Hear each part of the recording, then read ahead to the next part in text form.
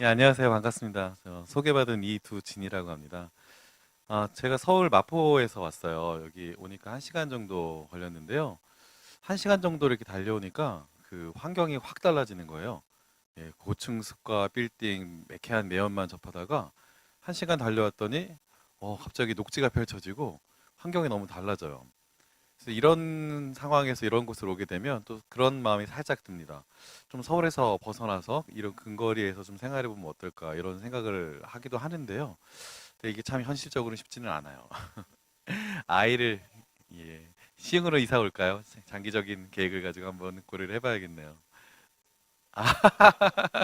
맞아요. 서울이 요즘 살기가 좀 어려운 부분도 있죠. 제가 오늘 사실 좀 말씀드리려고 했던 거는 아까 뭐 처음에 소개를 할 때 이상적인 그 마을 공동체 사례에 관련된 것들을 이렇게 언급을 해주셨는데요. 처음 강의 의뢰를 들었을 때 이제 그 내용은 아니었고 제가 말씀을 들었던 거는 마을에서 활동하시는 또 마을에서 역할을 하실 분들이 어떤 리더십이나 의사소통 방식을 가져야 될까? 어떻게 하면은 주민들과 함께 할 수 있을까? 잘 할 수 있을까?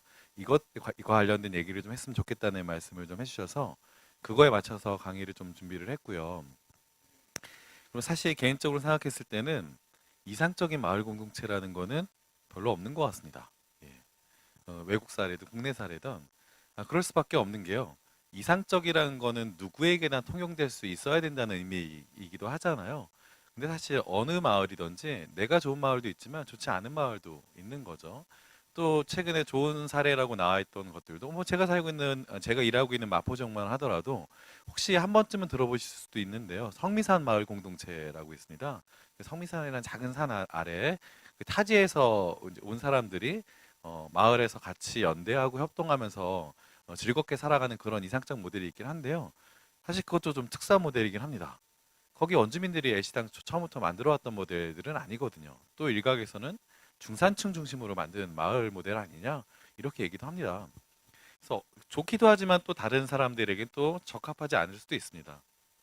결국은 최근에 또 이런 그 드라마를 보니까 이런 게 있더라고요. 쌈 마이웨이라는 드라마가 있습니다. 벌써 가슴 설레하시는 분들은 젊으신 분들이신데요. 드라마 보면 이런 내용들이 나오더라고요. 어, 네가 일하는 곳이 메이저리그 아니야? 메이저 아니야? 이런 얘기를 합니다. 왜냐하면 여주인공이 TV 아나운서가 될까? 아니면 격투기 링 아나운서가 될까? 이걸 고민하는데 TV 아나운서가 되면 훨씬 더 뽀대나고 좋지 않아? 이런 얘기를 남자친구한테 했더니 남자친구가 하는 얘기가 네가 원하는 게 정말 그거야? 결국 네가 있는 곳이 메이저 아니야? 예, 그래서 실제 원하는 것들을 깨워주기도 하더라고요.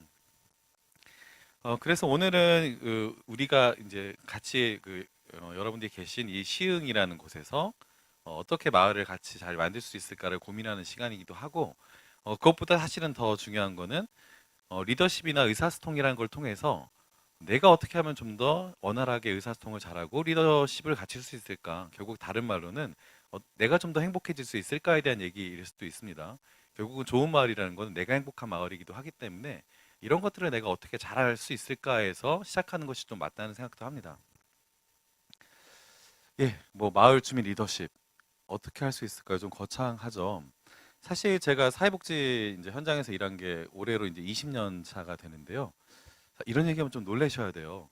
20년 안 돼 보이는데 되게 그렇구나 이렇게 보이셔야 되는데 제가 20년 일하면서도 사실은 쉽지 않은 주제입니다. 예. 마을? 아직 마을이라는 게 어떤 건지 개념 짓기도 참 힘들어요. 심지어는 학술적으로도 마을이 어떤 것이다라는 개념들이 아직 안 나와 있습니다. 리더십도 마찬가지고 주민도 마찬가지인 것 같습니다. 근데 실제 뭐 개념 얘기를 떠나서 우리가 그 동네에서 살면서 때로는 어떤 역할을 하면서 리더십을 보여야 하기도 하고 또 그게 아니더라도 이웃 주민이나 여러 관련된 사람들과 의사소통을 잘 하기도 해야 됩니다. 근데 그게 마냥 편하고 쉬우신가요? 어떠세요? 제일 어려운 것 중에 하나가 사람들 간에 관계 맺고 소통하는 것들이 가장 어렵지 않으세요? 근데 이게 비단 성인에게만 해당하는 얘기는 건 아닌 것 같습니다. 제가 그 올해로 나이가 45이 됐는데요. 저는 이제 6살짜리 아들이 있어요. 결혼을 일찍 했어요. 29에 결혼을 했는데 애는 늦게 낳았어요. 예, 그 현장에서 사회복지 현장에서 일을 하다 보니까 낳아서 잘 키울 자신이 조금씩 없어지더라고요. 이제 왜 그러냐면 동네에서 있다 보면은 복지관에 어느 날 그 저소득 가정 이제 어머니가 찾아오시기도 합니다. 우리 애 공부를 좀 시키고 싶은데 도움을 받을 수 없을까요? 그러면 사회복사들이 주로 뭐 제안해드리고 말씀드릴 수 있는 게 이런 거죠. 그 복지관의 사회교육 프로그램이라고 있어요. 저렴한 비용으로 공부를 그 사회교육 관련된 공부를 하거나 이런 서비스를 받을 수 있는 게 있는데 이제 그런 걸 소개해드리는 거죠.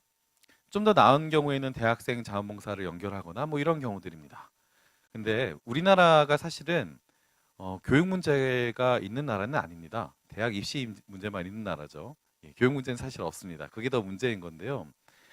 그 교육의 수준을 크게 세 가지로 나눠 볼 수 있다고 얘기를 해요. 어떻게 얘기하냐면요. 사회교육과 같은 저렴한 그런 교육이 있고요. 또 두 번째로는 학원 교육이 있습니다. 그리고 그 제일 최상위에는 쪽집게, 고액과외 뭐 이런 것들이 있는 거죠. 자, 아이를 낳으면 어떻죠? 이 각박한 이 사회에서 아이를 잘 키우고 싶고 공부를 잘 시키고 싶으니까 어디에 보내고 싶을까요? 사회교육 보내고 싶을까요? 학원교육 보내고 싶을까요? 고액과외 보내고 싶을까요? 당연히 고액과외죠. 그거는 경쟁할 수밖에 없는 우리 사회 구조에서 우리가 가진 욕망이기도 합니다. 근데 제가 그 당사자, 지역 주민 어머니에게 말씀드릴 수 있었던 게 딱 두 가지밖에 없더라고요. 사회교육하고 대학생 자원봉사 연결 이거요. 근데 한편 생각해 보니까 제가 뭐 직업이 사회복사이기도 해서 그렇게 고민하는 건데요. 이율배반적이잖아요. 제가 애 낳으면 최소한 학원이라도 보내고 싶어 할 것 같아요. 조금 나아지긴 했지만 사회복사 월급이 또 그렇게 많지는 않습니다. 20년 전하고 비교하면 상당히 나아지긴 했는데요. 왜냐면 제가 첫 직장 그 복지관 취업해서 처음 받았던 월급이 73만 원이었거든요. 사실 그 당시만 하더라도 많은 월급은 아니었습니다. 그래서 부모님이 너 왜 다니냐? 용돈 받으러 다니니? 이러시면서 차라리 대리점을 해라 뭐 이런 얘기를 하셨는데 꿋꿋이 20년째 일을 하고 있는데요. 그러다 보니 애를 낳기가 좀 힘들어서 고민하다가 하루는 이제 부모님이 부르셨죠. 결혼한 지 10년 만에 도대체 왜 애를 안 낳냐? 두진이 너의 문제냐? 이러면서 근데 그게 계기가 돼서 이제 와이프하고 진지하게 얘기를 했죠. 예, 그래서 내린 결론이 경쟁시키지 말자. 아이가 원하는 것들을 찾게 해주자. 뭐 이렇게 하면서 아이를 낳긴 했어요. 근데 반면에 제 친구는 저보다 결혼을 늦게 했지만 아이를 낳았어요. 그 딸하고 아들 하나. 예. 제일 좋은 조합이죠. 아들 딸은 힘들어요. 딸 아들이 제일 또 좋은 조합이라고 하죠. 200점이라고 하죠. 7살짜리 딸하고 4살짜리 아들을 낳은 겁니다. 4인 가족이에요. 아빠, 엄마, 이제 딸, 아들 이렇게 4인 가족입니다. 근데 하루는 제가 지금 말씀드리려고 하는 게 소통에 대한 얘기를 먼저 좀 풀려고 하는데요. 하루는 이 엄마하고 아들하고 같이 놀다가 엄마가 이제 이런 마음이 들었어요. 엄마 아빠 결혼한 웨딩 동영상을 보여줘야겠다. 그래서 영상을 틀어줬어요. 아들이 어떻게 반응을 할까 궁금했던 거죠. 그래서 아이들한테 엄마 아빠 결혼식 하는 동영상을 틀어서 보여줬어요. 근데 아들이 되게 낯익은 아빠 엄마의 얼굴이 나오니까 재밌게 그 영상을 처음에 보더래요. 한 번 보고 나서 엄마 또 보여줘, 또 보여줘, 또 해서 이걸 계속 몇 번씩이나 보더라는 거죠. 그럴 수 있죠. 예, 신기하니까. 근데 시간이 좀 지나니까 엄마가 슬슬 불안해지기 시작하는 거예요. 자꾸 보여달라고 하잖아요. 우리 아들이 무슨 편집증이 있나? 왜 이러지? 전엔 이런 반응을 보인 적이 없는데. 그래서 옆에서 이렇게 같이 보다가 아들한테 물어봤답니다. 이거 왜 자꾸 보여달라고 하니? 엄마 아빠 나오니까 신기해? 이런 것들을 물어봤겠죠. 근데 아들이 대답을 안 하더래요. 계속 물끄러미 영상만 보고 있는 거죠. 그래서 어째야 되나 고민 들다가 가만히 넋 놓고 있었는데 갑자기 아들이 엄마한테 이렇게 물어보는 거예요. 여기 계신 분들도 그 입장이 되면 어떻게 답을 할지 한번 좀 생각을 같이 해주시면 좋을 것 같아요. 이렇게 물어봅니다. 엄마 아빠는 나오는데 왜 나는 안 나와? 예, 그 시기는 그렇죠. 엄마 아빠는 나오는데 왜 나는 안 나와? 이게 뭐 영상뿐이겠어요. 사진 봐도 그렇고. 어떻게 답하시겠어요? 어우, 그거 알아들을 수 있으면 다행인데요. 못 알아듣죠? 예. 그래서 처음에 이렇게 얘기했대요. 엄마 아빠가 사랑해서 결혼을 해서 사랑해서 결혼했고 사랑해서 너를 낳은 거야. 예, 우리도 이해하기 어려운 얘기를 아이가 이해할 수 있을까요? 이해하기 어렵죠. 그래서 그거 아무리 되게 설명하려고 노력을 했대요. 근데 이해를 잘 못하더라는 겁니다. 그러다가 아들이 이렇게 얘기를 하더래요. 뭐라고 얘기했냐면, 괜찮아, 누나도 안 나오니까. 그 질문에 대한 의도를 어머니가 좀 잘못 이해하고 있던 거죠. 답이 달랐던 겁니다. 아, 그래, 다행이다. 예, 며칠이 지났어요. 근데 이번에는 가족 앨범을 네 명의 가족이 같이 보기 시작했습니다. 예. 근데 또 갑자기 이런 앞불사 이런 사진이 나왔어요. 엄마, 아빠, 누나가 찍은 사진이 나온 겁니다. 다행스럽게 근데 엄마의 배가 불러 있었어요. 그래서 잘 됐다. 이거 가지고 설명해야지. 자, 봐봐. 그때 얘기했잖아. 얘기하셨던 것처럼 엄마 뱃속에 있었어. 그랬더니 아들내미가 갑자기 막 울더래요. 막 크게 대성통곡을 하면서 울더래요. 그래서 왜 그래? 하고 물어봤더니 아들이 소리를 지면서 이렇게 얘기합니다. 그럼 엄마가 나를 먹은 거야? 예, 배가 부르다는 걸 다르게 얘기한 거죠. 실화입니다. 이게 제 친구가 저한테 해줬던 얘기인데요. 아, 그때 그래 사실은 되게 웃고 뭐 재미있었는데 이게 지나고 나서 좀 생각을 해보니까 왜 이런 일이 있을까 생각을 좀 하게 됐어요. 좀 말씀드렸듯이 소통에 대한 얘기입니다. 예. 소통은 왜 소통이 잘 될 수도 있지만 잘 안 되는 경우들이 많죠. 왜 소통이 안 될까? 이런 생각을 해보게 된 거예요. 그래서 책도 찾아보고 공부를 좀 했어요. 이럴 때는 의문이 들었을 때는 이게 왜 그런지 한번 찾아봐야지 하는 생각이 들어서 요즘은 또 스마트한 시대잖아요. 예, 인터넷 찾아보면 다 나옵니다. 그래서 찾아봤더니 그 외국 학자 중에 이런 사람이 있어요. 예, 피터 드러커라고요. 예, 지금 적는 거 우리가 학교라고 지칭되어 있지만 시험 보는 거 아니잖아요. 외우지도 않고 부담 없이 들으시기만 하면 됩니다. 예, 오늘 제가 말씀드리는 거는 넋 놓고 들으십시오. 예, 외울 필요도 없잖아요. 예. 자, 이분이 어떻게 얘기를 하냐면 소통이 안 되는 이유는 딱 세 가지 때문에 그렇다고 얘기를 해요. 세 가지 차이가 있다고 얘기합니다. 차이가 세 가지가 있는데 이렇게 얘기하세요. 지식의 차이, 의지의 차이, 관점의 차이. 이 세 가지가 차이가 있기 때문에 소통이 안 된다고 얘기합니다. 좀 전에 제가 말씀드렸던 사례에서도 그렇죠. 지식 체계나 수준이 다르잖아요. 아이하고 어떻게 같겠어요, 성인하고요. 우리가 얘기하면 만약에 뭐 생물학적이든 사회학적이든 여러 가지로 다 설명할 수도 있겠죠. 좀 고차원적으로 얘기하면요. 아니면 대충 얘기해도 알아먹습니다. 예. 일종의 지식 체계가 있으니까요. 또 의지 차이도 있겠죠. 의지가 있으면 이해할 수 있습니다. 예를 들어서 아무리 얘기해도 이해하지 않으려고 하면 이해하지 못하는 거예요. 예.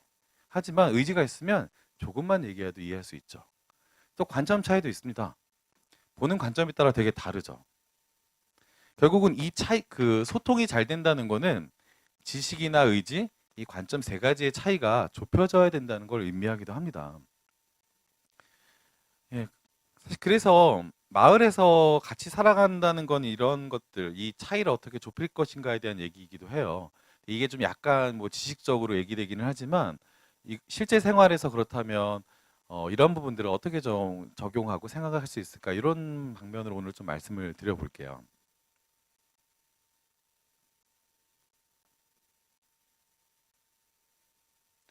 자, 영상 하나만 잠깐 볼게요. 오늘 제가 사실은 말씀드리는 과정에서 제가 막 떠드는 것보다도 영상을 좀 보시는 게 좋을 것 같아서 영상 많이 준비했어요. 그 영상을 좀 보면서 잠깐 얘기를 하겠습니다.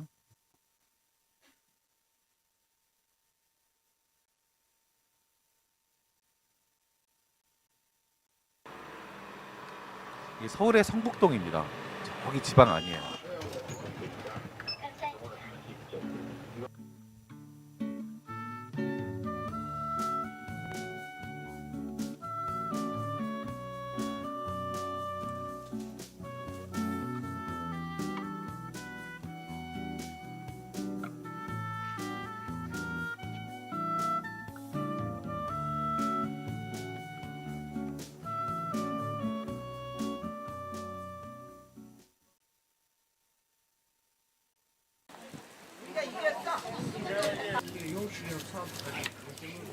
아 그날 와서 그냥 이렇게 동네 게 아니라 도와주시러 오신 거예요? 네, 다 도와주러 이거 도와준 거예요. 이 동네는 다 그래 그렇게 살아요. 가족같이 다 가족 네, 네. 이쪽 마을의 유일한 이제 진입로에 있는 마을 버스라는 교통수단이 마음에 안 있어요. 드시는 분들 계시고 했을 텐데. 이 마을 그 이쪽에 사람들이 이렇게 모여요. 마을 사람들 사랑방 같은 곳이죠. 저기에만 한발 물러섰다가 또 돌렸다 그래. 김장도 이렇게 때 되면 같이 해서 같이 나눠 먹기도 하죠.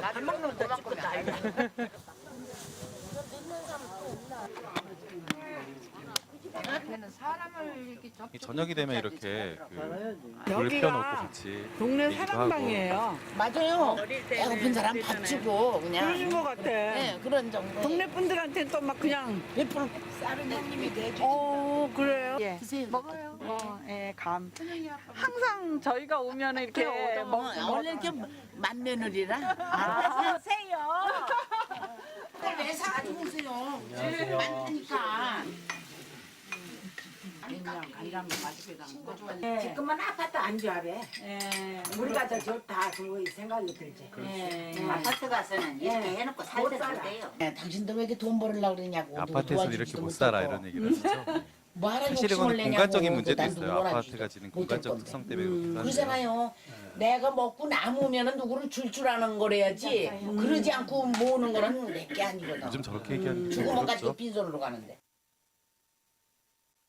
요 동네만 이렇게 놔두면 내가 볼 땐 이건 명승지가 될 수도 몰라요. 남은 인생 뭐 다른 데로 타향으로 떠나서 우리가 헤매고 이렇게 살 필요가 없이 누가 어느 학생이 와도 아 우리 집에서 밥 한 그릇 먹고 가. 우리 집도 예쁘게 고치고 여기서 이제 죽을 때까지 여기서 살다 가는 거. 동네 고사 지내는 거예요.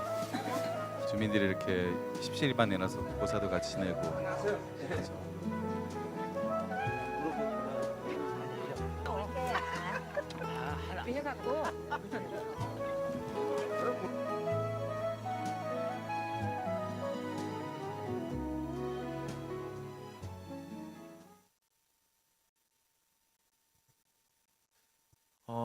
근데 마을에서 사는 것들에 대해서 좀 생각해 볼 필요는 있을 것 같아요. 살면서 내가 이 지역에서 산다는 게 어떤 건지, 마을에서 산다는 게 어떤 건지.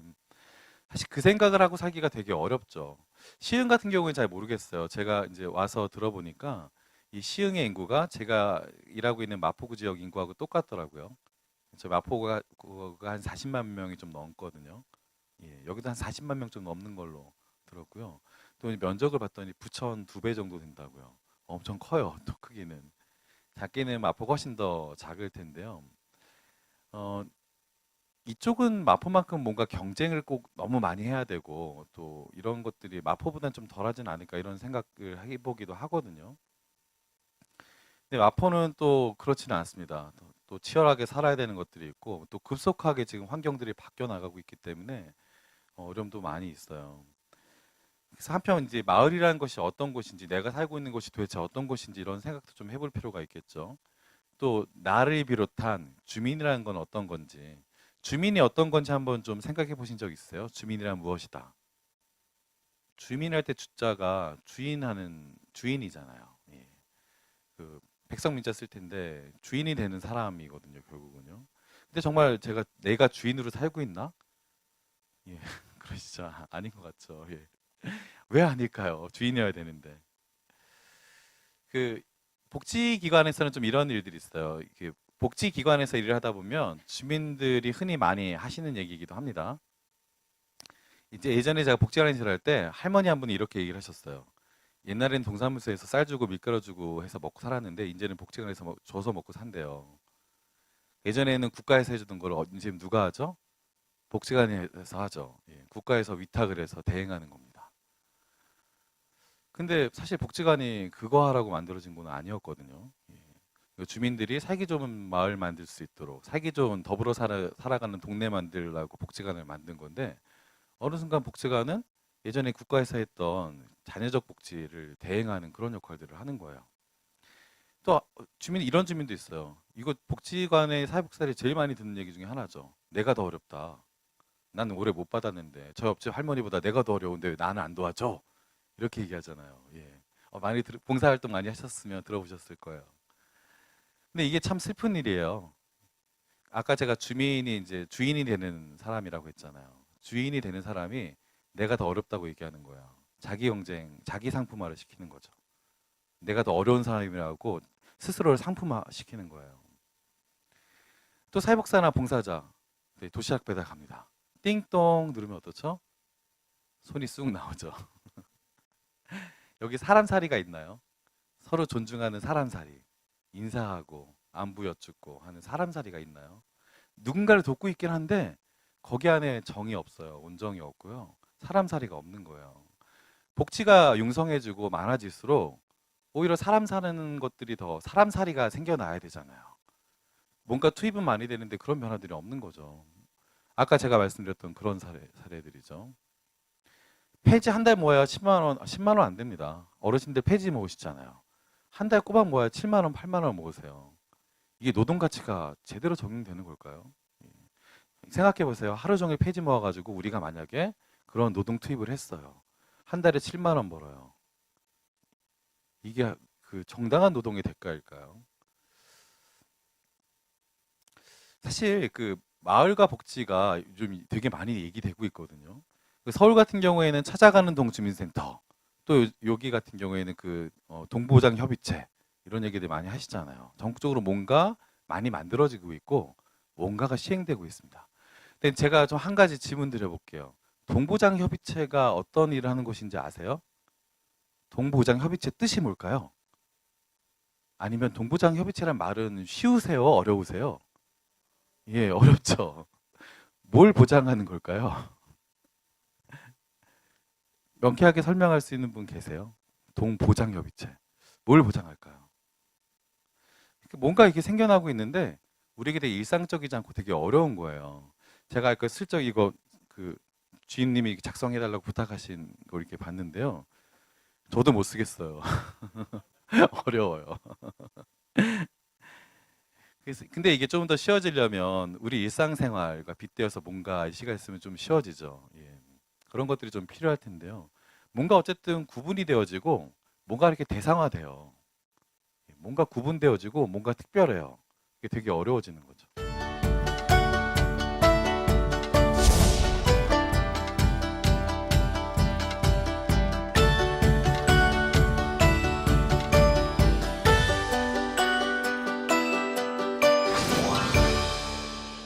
사실은 어떻게 바라보냐에 따라서 되게 달라집니다. 이 무슨 얘기냐면 좀 식당 같은데 좀 좋은 식당 가면은 서빙 하시는 분들이 와서 서빙 어떻게 하시죠? 이렇게 하시죠. 예. 눈높이가 같아지면 어떻죠? 조금 더 편안해지죠. 근데 제가 지금 내려와서 그 말씀드리고 있잖아요. 근데 제가 이렇게 올라가면요. 이게 편하세요? 이게 편하세요? 이거 한 끗 차이거든요. 예. 사실은 이게 되게 재미있는 게요. 이런 건축 양식이 사실은 우리나라에는 없었어요. 서양 건축 양식인데요. 서양에서도 17세기, 18세기에 도입된 겁니다. 시선 차이를 두는 방식으로 건축물을 고안하는 거예요. 그래서 일종의 가불 관계가 잘 형성되도록 공간의 구성을 그렇게 하는 거죠. 학교 가면 강당 있으시죠? 예, 대학이나 군대 병원 가도 다 이렇게 되어 있거든요. 의사 선생님이 진단할 때 어떻게 하죠? 이렇게 하시나요? 아니면 누워있는 환자 이렇게 내려다보면서 하시나요? 이게 일종의 시스템이거든요. 그래서 어떻게 보냐에 따라서 사실은 다 다르게 보입니다. 그래서 영상 하나, 이게 어떤 차이가 있는지 영상 하나 보고 좀 말씀을 드릴게요. 좀 놀랍죠? 근데 일상생활에도 이런 게 있을까요? 없을까요? 사실은 엄청납니다. 예, 대단히 많거든요. 예를 들면 하나의 한 명의 아이가 있는데요. 그 아이를 우리가 만약에 다른 환경에서 예를 들면 지금 사례처럼 카페에서 보거나 좋은 환경에서 아이를 봤을 때, 또 복지관에서 그 아이를 봤을 때 시선이 같을까요? 다를까요? 다릅니다. 예. 또 심지어는 내가 관계 맺고 있는 이웃의 일상에서도 그것들이 다르게 느껴질 수도 있습니다. 예. 이게 무엇을 의미하냐면요. 그 사람은 환경 속의 존재라고 얘기를 해요. 환경 속의 존재여서 환경에 따라서 이미지를 갖거나 판단되어지는 게 다르다는 거죠. 예를 들면 장애인에 대한 시선도 마찬가지거든요. 장애인 자체에 대한 것보다 장애라는 것에 훨씬 더 집중해서 보게 되는 거죠. 자, 만약에 장애인 한 분이 있는데요. 이분이 여성입니다. 자, 우리가 이분을 바라볼 때 여성성을 먼저 볼까요? 장애라는 걸 먼저 볼까요? 예, 장애를 먼저 보는 거죠. 여성 장애인이란 말은 잘 안 씁니다. 장애 여성이라고 쓰는 거죠. 예. 실제로는 그 사람이 가지고 있는 본질적인 것들을 보기보다는 그 다른 주변의 것들이나 환경적인 것들에 영향을 받는 경우가 훨씬 더 많다는 거죠. 그래서 우리가 뭔가를 이제 대하는 방식들은 아래에서 위로 올리거나 아니면 탑다운이라고 해서 위에서 밑으로 내리거나 이런 방식들이 있어요. 위에서 밑으로 내리는 방식은 뭐죠? 이게 명령적으로 하는 겁니다. 예, 보통 직장 같은 경우에 그런 게 많죠. 상명하복, 군대. 시키면 시키는 대로 해야지. 이런 경우가 있죠. 근데 그 반대인 거죠. 바텀업은요. 아래에서 위로 올라가는 겁니다. 같이 논의하고 수기하고 조정해서 이렇게 위로 올라가는 거죠. 근데 더 건강한 건 어떤 걸까요? 이게 더 건강하겠죠. 근데 어떤 게 더 쉬울까요? 이게 더 쉽지 않을까요? 그래서 기존에 했던 방식은 이 방식으로 많이 했어요. 근데 사람들이 예전과 다르게 삶의 질이 달라지고 지식도 더 많이 쌓여지고 더 민주적인 사회가 될수록 이게 더 강조되기 시작하는 거죠. 지금 우리 사회가 어떻게 보면 이런 시기의 사회이기도 합니다. 이것들이 많이 요구되고 있거든요. 아마 그래서 여기 계신 분들도 그런 것들 때문에 머리 아프고 골치 아픈 경우가 많으실 것 같아요. 예. 뭔가 내가 결정해서 이거 하자 이렇게 할 수가 없잖아요. 같이 다 조정하고 얘기해야 되니까. 결국 그게 이제 그 과정에서 필요한 게 리더십과 의사소통 능력인 거죠.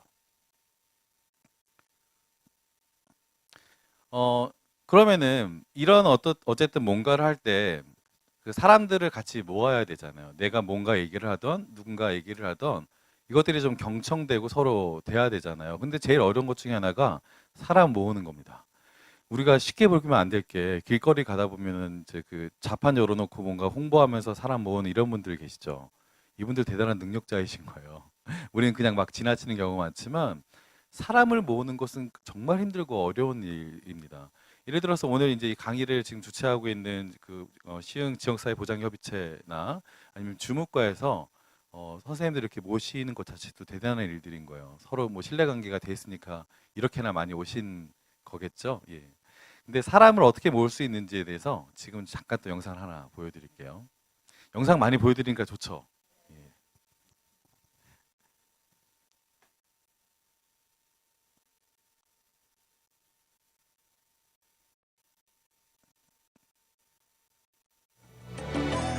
이건 좀 재미있는 영상입니다. 보십시오.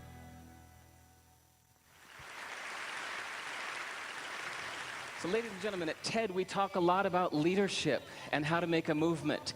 So let's watch a movement happen start to finish in under 3 minutes and dissect some lessons from it. First, of course you know, a leader needs the guts to stand out and be ridiculed. But what he's doing is so easy to follow. So here's his first follower with a crucial role. He's going to show everyone else how to follow. Now notice that the leader embraces him as an equal. So now it's not about the leader anymore, it's about them, plural. Now there he is calling to his friends. Now if you notice that the first follower is actually an underestimated form of leadership in itself. It takes guts to stand out like that. The first follower is what transforms a lone nut into a leader.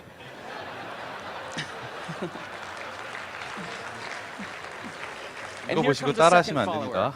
Now it's not a lone nut, it's not two nuts. 3 is a crowd, and a crowd is news. So a movement must be public. It's important to show not just the leader, but the followers, because you find that new followers emulate the followers, not the leader. Now here come 2 more people, and immediately after, 3 more people. Now we've got momentum. This is the tipping point. Now we've got a movement. 사람들이 어떻죠? 점점 모이기 시작하죠. Notice that as more people join in, it's 중요한 less 건 risky. 일단 So 재밌어야 those 돼요. that were sitting on the 사람들이 fence 모이면. before now have no reason not to. They won't stand out, they won't be ridiculed, but they will be part of the in crowd if they hurry. So over the next minute, you'll see all of the those that prefer to stick with the crowd, because eventually they would be ridiculed for not joining in. And that's how you make a movement. But let's recap some lessons from this. So first, if you are the type, like the shirtless dancing guy, that is standing alone, remember the importance of nurturing your first few followers as equals. So it's clearly about the movement, not you. Okay, but we might have missed the real lesson here. The biggest lesson, if you noticed, did you catch it? Is that leadership is over-glorified. that yes, it was the shirtless guy was first, and he'll get all the credit, but it was really the first follower that transformed the lone nut into a leader. So as we're told that we should all be leaders, that would be really ineffective. If you really care about starting a movement, have the courage to follow and show others how to follow. And when you find a lone nut doing something great, have the guts to be the first one to stand up and join in. And what a perfect place to do that, TED. Thanks.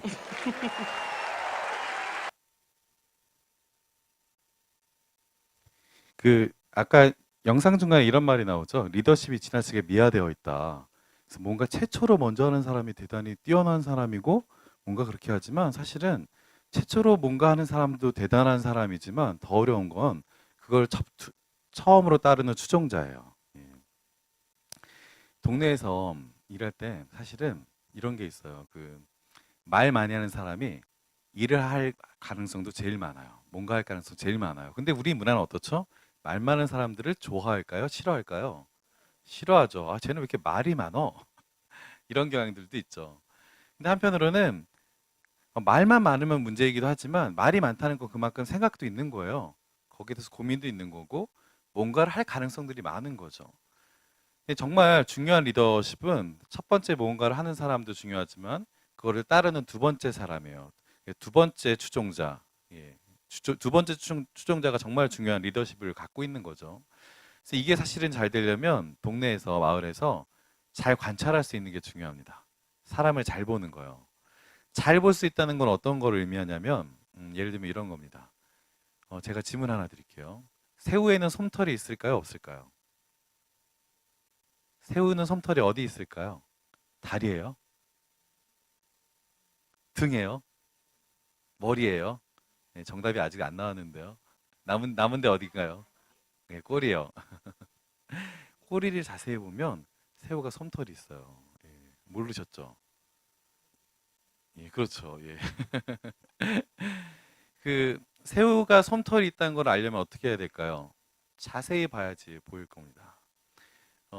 동네에서 누군가가 첫 번째 그 리더가 나타나는 것들은 자세히 봐주는 사람이 있어야지만 나타나요. 동네 일이라는 게 그런 거거든요.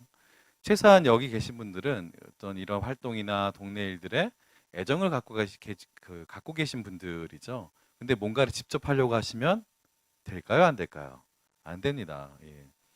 그 실제 동네에서 그런 것들을 할 수 있는 사람들을 잘 보는 거.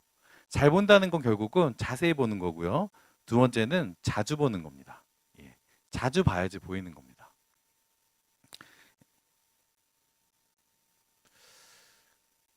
그래서 실제 영상에서는 누가 리더였을까요? 예, 두 번째 추종자고요. 그리고 세 번째 추종자도 중요합니다. 예, 첫 번째 추종자 그리고 두 번째 추종자도 중요합니다. 왜냐하면 두 명이 모였을 때 일단 복수죠. 혼자가 아니니까 복수이긴 하지만 운동은 아니었어요. 세 명 모이니까 운동이 되죠. 예. 세 명 모인 다음부터 어떻게 되죠? 사람들이 마구마구 몰려들기 시작하잖아요. 그래서 세 명 모이는 게 쉽지가 않은 거예요. 딱 세 명만 모아놓으면 뭔가가 시작돼요. 실제로 그렇습니다. 그 유명한 소설가는 또 이런 얘기를 하기도 해요. 세 명이 모여서 길을 가게 되면 배울 수 있는 스승 두 명이 생긴다는 얘기를 하기도 합니다. 나 외에 두 사람은 다 스승이 될 수도 있다는 얘기이기도 하죠. 그래서 실제로 동네에서 활동하는 이 보장협체 위원님들이시거나 아니면 통반장님들이시거나 리더이신 분들이 어떤 리더십을 갖춰야 될까? 나서서 뭔가 끌고 탑다운하는 그런 리더십일까요? 어떤 리더십일까요? 잘 보고 누군가가 드러날 수 있도록 그걸 추종해주는 리더십들이 훨씬 더 중요하겠죠. 예. 자, 요거는 돌멩이 스프라는 동화입니다. 동화인데요. 이 동화를 보고 몇 가지 좀 생각을 해볼게요. 요거까지 하고 잠깐만 쉬었다가 다시 하도록 하겠습니다. 늑대가 보이네요. 깜깜한 밤이에요. 겨울이에요. 그리고 늑대 한 마리가 동물들이 사는 마을 다가갔어요. 대문을 두드립니다. 누가 문을 열었죠? 닭이네요. 예. 내가 만약 닭이면 어떨까요? 무서울까요? 무서울까요? 무섭겠죠. 예. 근데 늑대가 얘기를 하죠. 무서울 거 없다. 난 늙어서 이빨도 하나도 없다. 그리고 불 조금만 쬐고 돌멩이 스프. 좀 끓이고 갈 수 있게 해달라 이렇게 얘기합니다. 호기심이 생겨요, 닭이. 돌멩이 스프라고? 생전 들어보지 않은 돌멩이 스프에 대한 얘기이기도 하죠. 궁금해서 문을 열어줬어요. 자, 늑대가 들어와서 부탁을 합니다. 큰 냄비를 갖다 달라. 헉, 깜짝 놀라죠. 큰 냄비면 내가 들어갈 수 있는 사이즈 아니야? 그래서 깜짝 놀라기도 하는데요. 돌멩이 스프를 끓이려면 냄비가 있어야 된다고 얘기를 해요. 무슨 소리인지 모르겠지만 또 겁도 나지만 큰 냄비를 갖다 주죠. 그게 끝이냐고 닭이 물어봐요. 그랬더니 늑대 하는 얘기가 여기다 물 넣고 끓이면 된다. 그게 끝이다 라고 얘기해요. 근데 난 스프를 만들 때 샐러리 넣는다고 얘기를 하죠.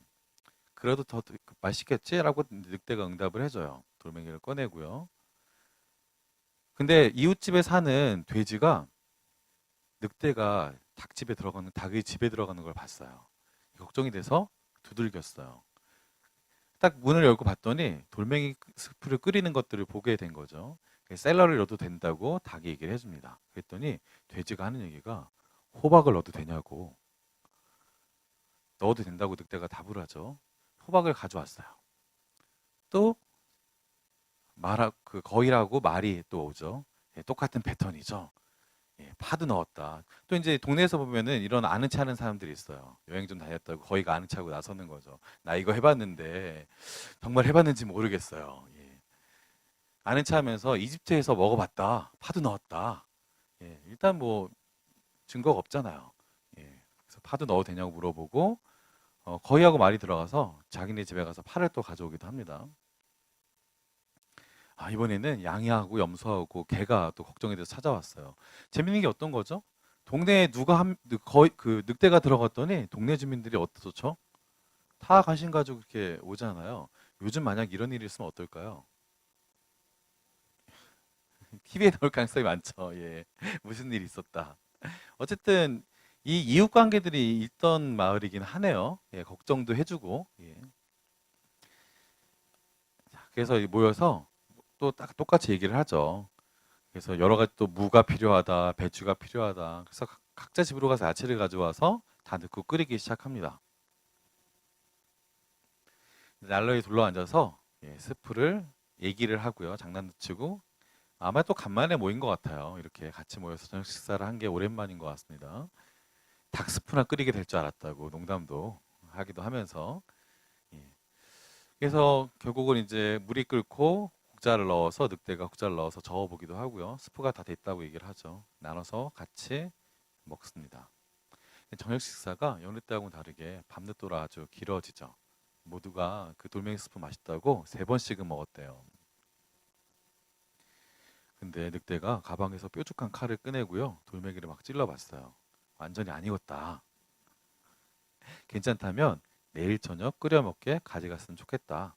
늑대의 말에 닭이 서운해요. 벌써 가려고 하냐. 예. 태도가 어떻죠? 확 바뀌었죠. 예. 다음에 또 올 거죠? 거위가 물었어요. 늑대는 대답을 하지 않습니다. 늑대는 아무래도 다시 오지 않았을 것 같아요. 동물마을은 어떤 곳일까요?